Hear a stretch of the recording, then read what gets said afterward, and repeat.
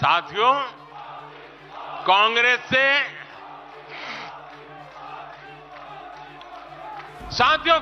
से देश को बचाना, देश के हर नागरिक को बचाना, हमारे बच्चों का, हमारे युवाओं का भविष्य बचाना बीजेपी के प्रत्येक कार्यकर्ता का दायित्व है। कांग्रेस का ट्रैक रिकॉर्ड हम सभी के सामने है। कांग्रेस अस्थिरता की जननी है। कांग्रेस परिवारवाद की जननी है। कांग्रेस भ्रष्टाचार की जननी है और कांग्रेस तुष्टीकरण की भी जननी है। 70 के दशक में जब देश में कांग्रेस के विरुद्ध गुस्सा बढ़ना शुरू हुआ तो खुद को बचाने के लिए इसने अस्थिरता का सहारा लिया।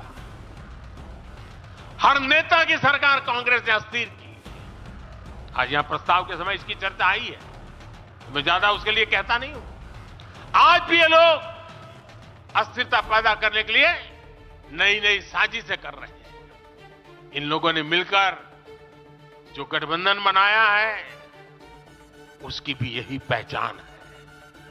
कांग्रेस के पास विकास का एजेंडा नहीं है, फ्यूचर का रोड मैप नहीं है।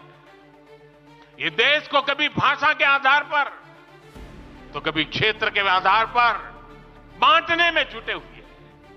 साथियों, कांग्रेस का एक सबसे बड़ा पाप ये रहा है, वो देश की सेनाओं का मनोबल तोड़ने से भी पीछे नहीं रहे।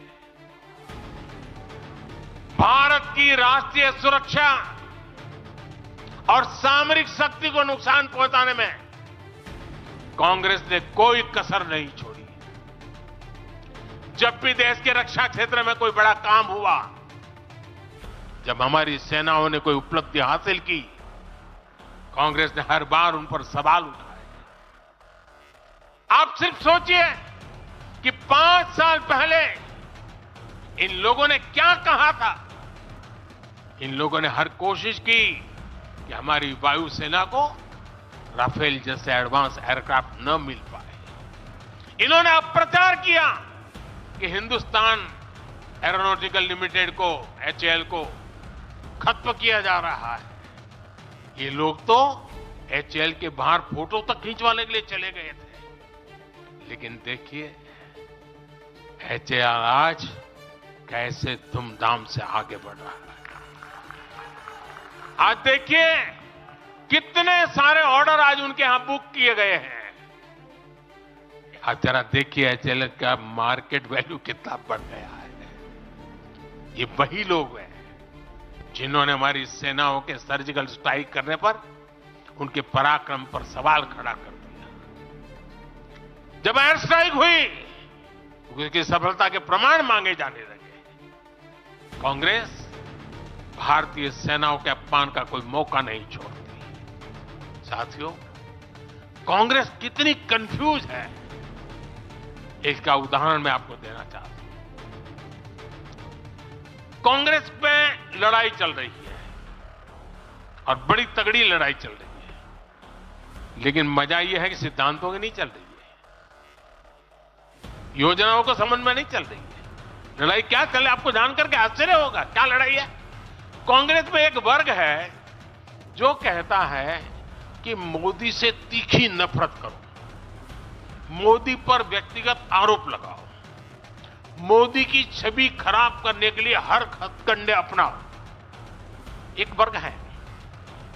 कांग्रेस के अंदर एक दूसरा वर्ग भी है जो कांग्रेस की मूल परंपराओं से निकला हुआ है, जो कहता है कि मोदी पर व्यक्तिगत आरोप, नफरत से कांग्रेस को बाहर निकालो, इससे कांग्रेस को और ज्यादा नुकसान होता है। यानी कांग्रेस हमसे सैद्धांतिक मुद्दों पर लड़ाई नहीं लड़ रही है।